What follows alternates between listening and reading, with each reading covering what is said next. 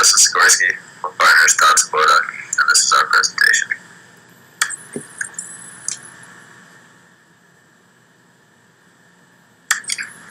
The HPC is kept cool by a coolant. At Michigan State University, there is a large water reservoir located near the engineering building. In order to minimize cost, it was decided to use this water source in our heat exchanger to reduce the temperature of the coolant.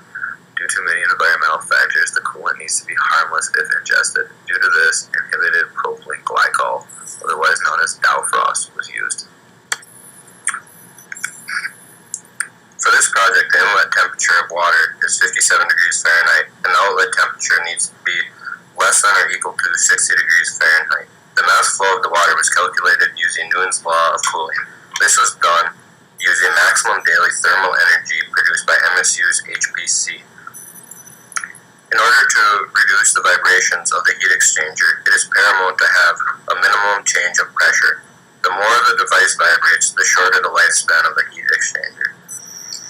Also, the cost has to be taken into consideration with the change of pressure, the surface area, and the material makeup of the heat exchanger. There are three types of heat exchangers that we looked at. The first one is a fixed tube heat exchanger, which is the most popular in the industry and most practical. The second one is a U-tube heat exchanger. This one seems to have a lot of vibrations and is extremely difficult to clean. The third one is the floating head exchanger. This one is the most advanced and has minimal chance of cross-contamination between fluids, but costs a lot to manufacture. The proposed design is a fixed tube heat exchanger. Two benefits of the fixed tube heat exchanger are that it is easily maintained and it is the most cost-effective design. MATLAB was implemented to solve for the ideal heat exchanger. Being optimized for in our design was the cost. It was desired to produce the lowest cost heat exchanger while successfully meeting the design constraints.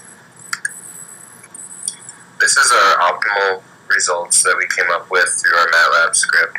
As you can tell, the effective result seems a little low, but that's because we wanted to optimize the cost. The more effective the heat exchanger, the more the design cost. Also designed for a low pressure drop, had a huge factor on lowering the overall cost of the heat exchanger. This is our potential supplier. They're located in Toronto, Canada, OEI. In conclusion, the project was a success. We lowered the temperature of the coolant enough to continuously disperse the 1 megawatt thermal energy released from the HPC.